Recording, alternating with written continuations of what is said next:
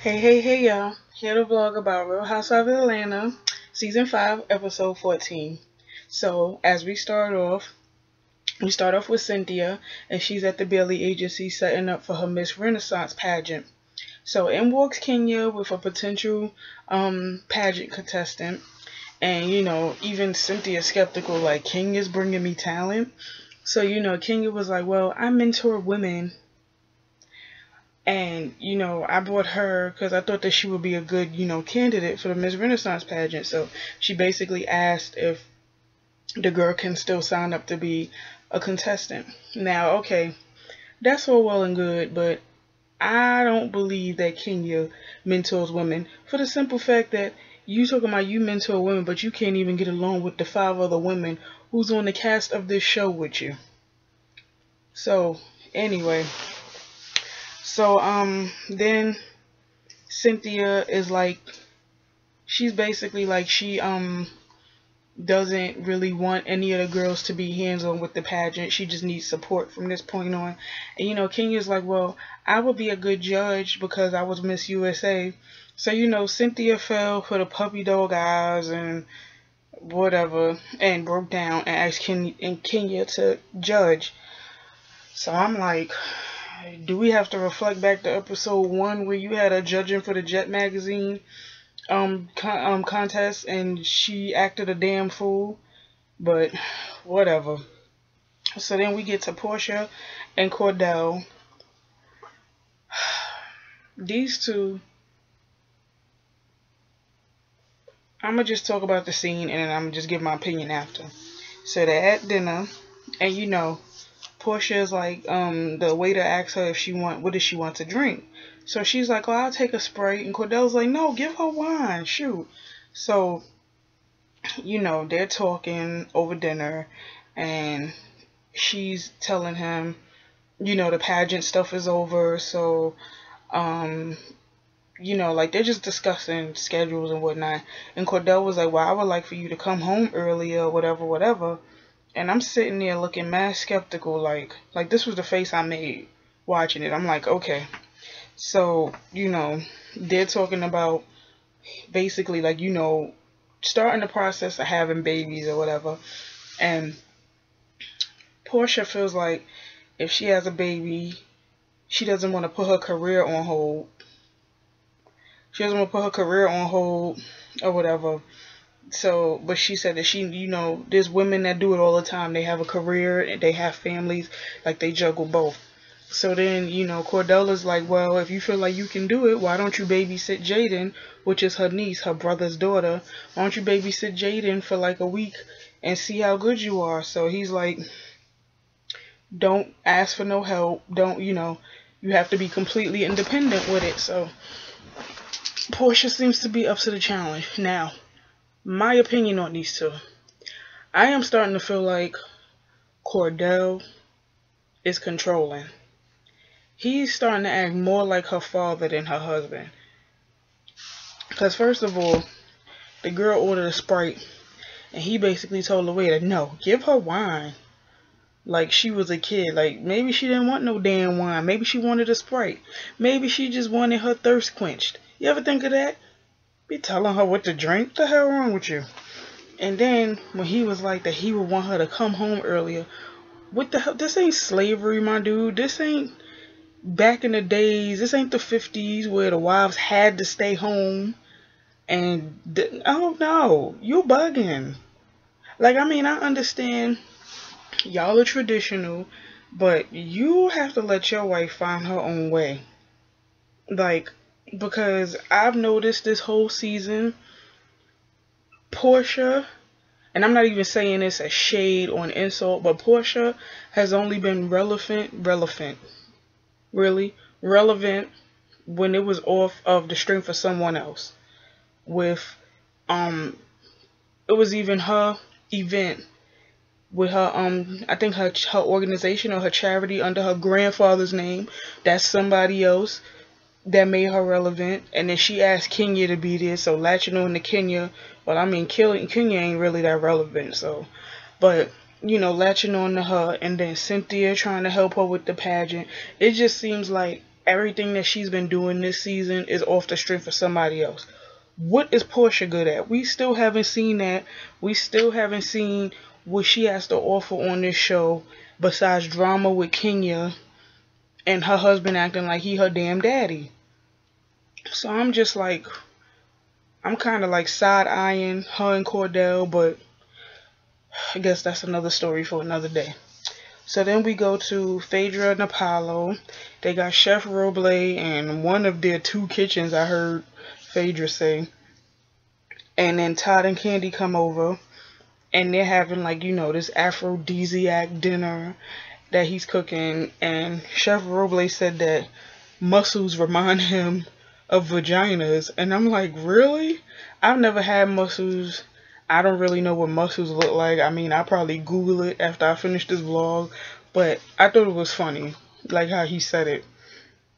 So, you know, when they went to the dinner table, they were talking about this girls' trip that they're going to do in Vegas.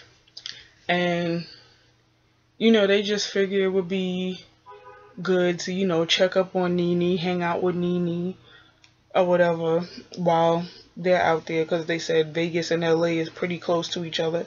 So they're going to do a girls' trip. And I mean, that should be fun. But, you know, as always, when these girls get together, all of them, it's drama. So, you know, they're eating their dinner or whatever. And Chef Roble is like, are you guys enjoying any of your aphrodisiacs? And Phaedra's like, yeah, this got me feeling sexy and blah, blah, blah. And then she, like, stuck her tongue out, like, mad flirtatiously to Apollo. And I'm like, that's probably how she got that baby. I would not be surprised if that was the night the baby she carrying was conceived. So next, we go to Kandi in the studio, discussing her gospel music, like, crossover with Marvin Sapp, and her father shows up, and Kandi basically said that she feels like she has a common bond with Marvin Sapp off the strength of they both lost someone that they, you know, love dearly. And, well, they grew up with gospel and all kinds of things. So, you know, Kandi is basically explaining why she wanted to do the gospel album and, like, what her purpose was behind it. And she basically said that even though she's not super duper religious or whatever, she has a faith in God, and she just wanted to make a song for people who, you know, basically feel like giving up or whatever, just something that someone could relate to. And, you know, Marvin Sapp was like, stop. Don't make excuses for what you do. You do what you do, and that's it. And I liked when he said that, because soon as the episode aired last week, when Kandi said she wanted to do, when she first started the gospel song, a lot of people had a lot to say about her, saying, well, how could you make a gospel record and you have a sex toy line and you talk about sex, blah, blah, blah. Okay, first of all, hush. Stop being judgmental, because a lot of Christians, a lot of, like, all these different religions, they have their faith, but they're human. Sex is natural.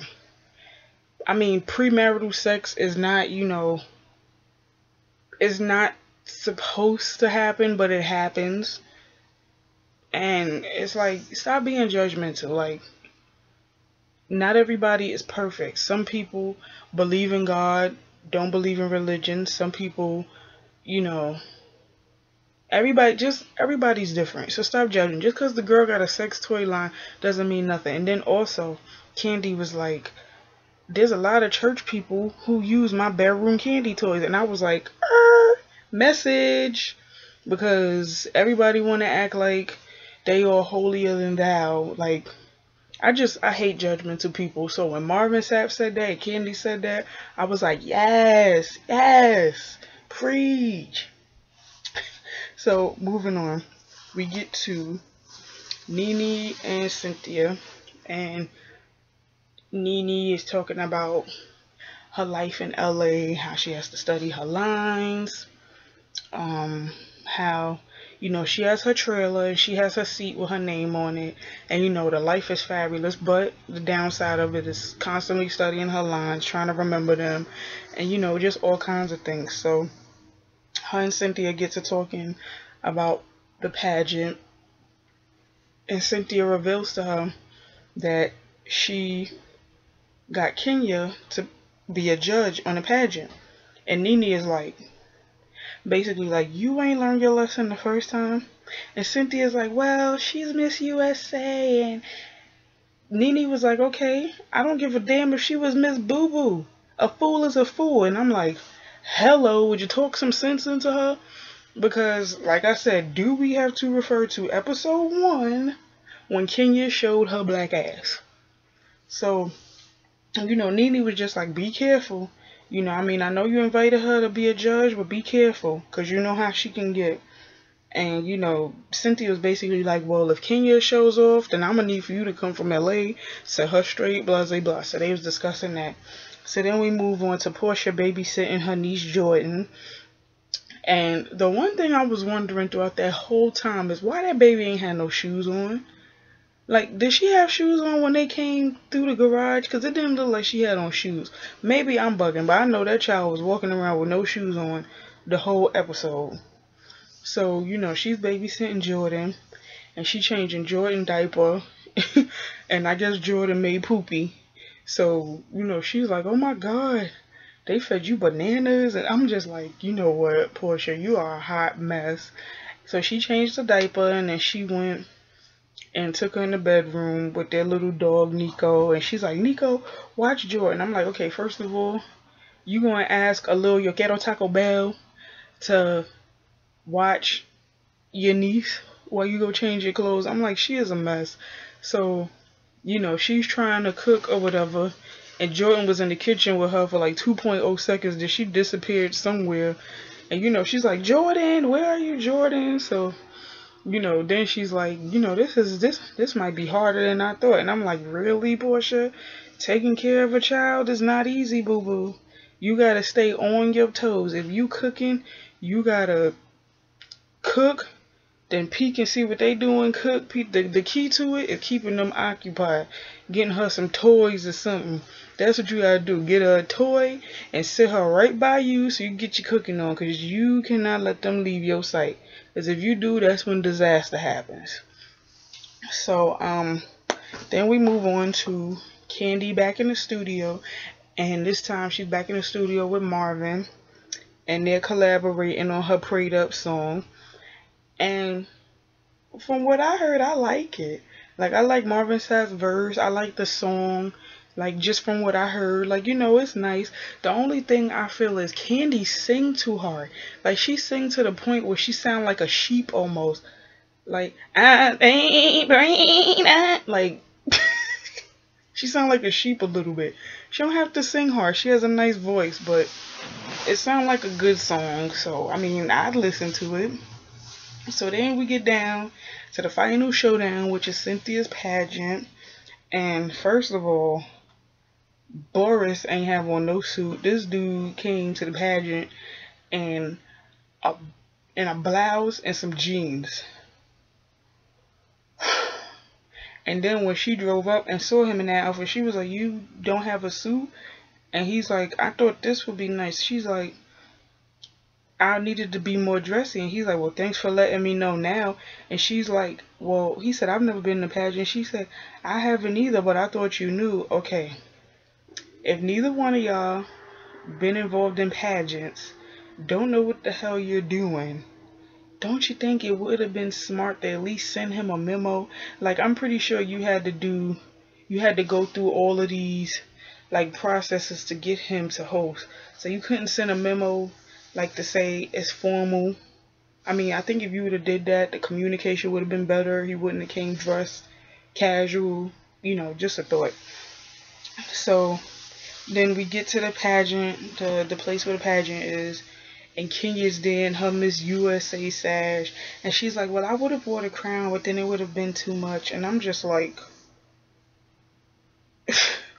as y'all can tell, I don't like Kenya. And the sad thing is, I like Kenya way before she was on the Real Housewives of Atlanta. Like, I've always liked Kenya, but I don't like her now. I can't take her. And I'm like, every time it's an event or something so far, it's like she's an attention whore. That's what it is to me. And I, for one, cannot stand attention whores. And that's what Kenya is. Kenya wants the spotlight on her all the time, even if it's not her event. She don't have nothing to do with it. She wants the attention on her. So we get to Boris and Cynthia trying to read their scripts and get them in order. The script is not in order at all, and the person who's like the pageant coach, it seems like she don't even know what she doing. Like, she's just handing them scripts. The scripts are not in order. So Cynthia is like, what is going on?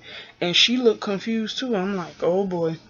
So then they get on the stage or whatever. The mic is messed up. Boris had to hand her a mic. And then, you know, the girls are coming out. They getting the girls' names mixed up. Like, just everything that could go wrong could go wrong. So then finally, when the first set of girls finished, they went to an intermission. Come to find out, the intermission was early. Boris had to come back out and introduce the next category of girls. Then they went back on intermission. Like, it was just a hot mess. But after the intermission, I don't know if, you know, angels came down and heaven opened up. Because from then on, the pageant went well. They started interviewing the girls. They had more categories or whatever. So once again, the last thing that happened was the votes were taking too long to come out. So, you know, Cynthia had to like try and stall. So what her and Boris did was walk the runway. And, you know, they were just doing that for entertainment. But Cynthia still got it. I guess, you know, you being a model so many years, you never really lose it. So, I mean, it was an okay pageant. She got a lot of stuff to learn. But it was an okay pageant. And they crowned the girl, Selena. She looked like she's like Hispanic probably. Like, she looks like, yeah. But she was a pretty girl. So they crowned her Miss Renaissance. And then they had her runners up on the stage with her. And, you know, it was nice. It was a nice pageant. So, you know, Cynthia was just proud that it was over with. And it was, you know, and I was happy for her. Because I know, like, big events like that, a lot of stress. So, that was the end of that episode. Next episode is when the ladies go to LA to meet up with Nene. And, you know, that's when the drama comes back. So, I will be tuned in. Next vlog I'm going to do is My Wives. I missed a few minutes of it earlier, so I'm going to rewatch it just to see the first few minutes, and then I'm going to do the vlog. So, see y'all next time. Peace.